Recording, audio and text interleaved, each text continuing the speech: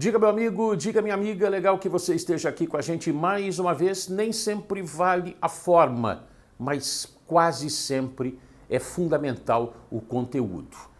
Tem dia que a gente está numa paisagem legal, uma paisagem histórica, e tem dia que a gente está num quarto de hotel. O importante é estar próximo de você, levar informação e opinião para você. Se você já nos acompanha aqui no nosso canal, não deixe de ativar o sininho para receber as notificações. Se não acompanha ainda, seja muito bem-vindo. Vamos falar desse São Paulo que sofreu bastante jogando contra o Everton, lá no Chile, na cidade de Viña del Mar. Sofreu porque jogou com a maior parte do time jogadores reservas, apenas jovens revelados em Cotia no banco, e o São Paulo sofreu uma pressão enorme do adversário que lutava e ainda luta pela sobrevivência na Copa Sul-Americana. Tem dois lados de enxergar, o copo meio cheio ou o copo meio vazio. O São Paulo adiou a sua classificação. Matematicamente ainda não está, mas o São Paulo está muito próximo de conseguir esse objetivo. O São Paulo está invicto, mas não está mais 100%. Tem dois lados de enxergar também. Vamos falar desse empate precioso em termos de pontuação na Copa Sul-Americana. Vamos lá.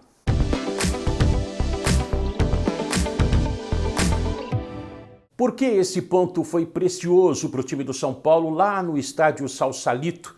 Aliás, palco de jogos importantes da Copa de 1962, Copa vencida pela seleção brasileira. Por quê?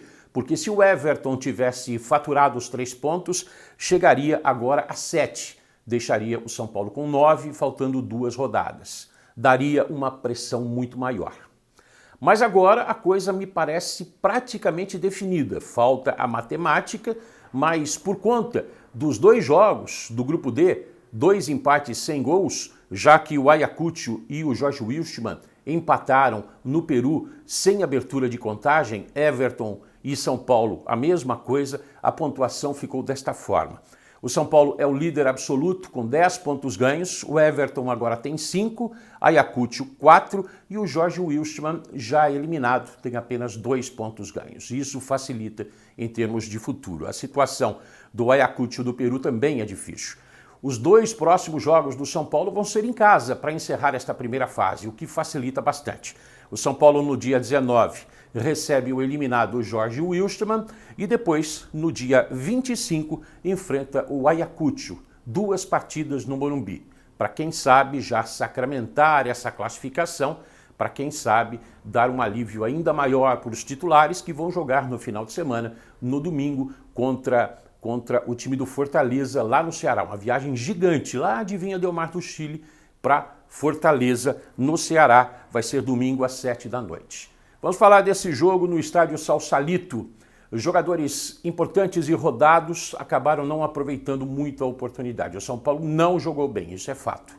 Luciano, Rigoni, Miranda, aliás, os chilenos reclamaram de um possível pênalti, de uma bola na mão no Miranda. Pênalti que não foi marcado, não tem VAR na Copa Sul-Americana, pelo menos nessa fase.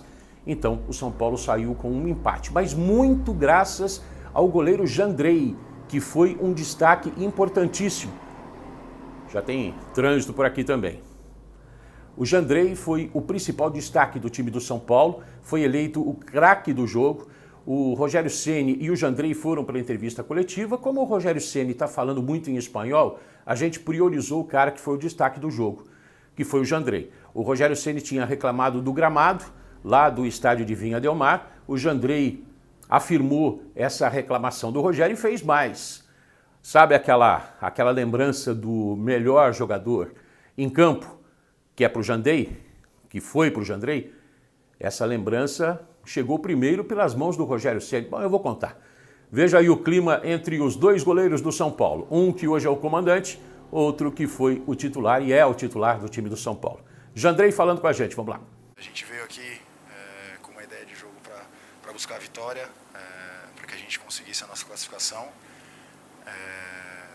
Mas tem que valorizar esse ponto, é uma partida muito difícil, como o Rogério falou, o campo estava estranho, estava escorregando bastante, era difícil colocar o pé ali para a gente bater na bola, para trocar a direção. Então, um jogo muito difícil, um jogo que a gente sabia que ia ser difícil, nos preparamos para isso, mas Tira a foto aí, Rogério. Mas, como o Rogério falou no final ali, a gente sabia que tinha que defender bem, então saímos daqui com um ponto, o que nos deixa numa posição aí para brigar em casa agora com as 2 partidas que a gente tem, para que a gente consiga a classificação. Esse é o clima. Sintetizando a entrevista, o campo meio estranho, a premiação que chegou pelas mãos do comandante. Quer tirar foto aí, Rogério?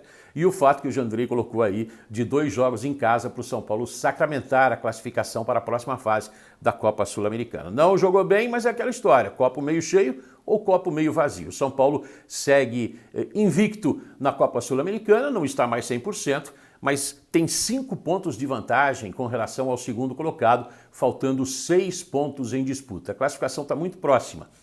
Não jogou um futebol de agradar, até pelo time bastante mexido, até pela necessidade e pela pressão do time adversário, mas o São Paulo está vivo e bem vivo na Copa Sul-Americana e agora vai buscar pontos com o time titular em Fortaleza contra o Ceará pelo Campeonato Brasileiro. Tá certo, pessoal?